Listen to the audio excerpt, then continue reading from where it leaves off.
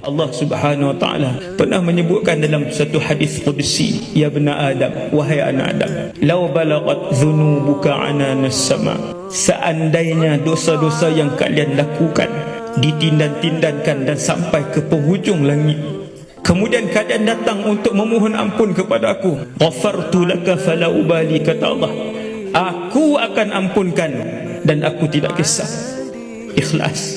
Ikhlas kembali kepada Allah. Ya bani Adam, wahai anak Adam, lau ataitani biqurabil ardi khataya, seandainya kalian bawa menghadap aku sepenuh bumi ini dosa, la ataituka biqurabiha maghfirah, aku, kata Allah, akan bawa kepada kalian sepenuh bumi ini juga pengampunan untuk kalian diterima kembali menjadi hamba Allah, menjadi hamba aku, menjadi orang yang paling taat kepada Allah.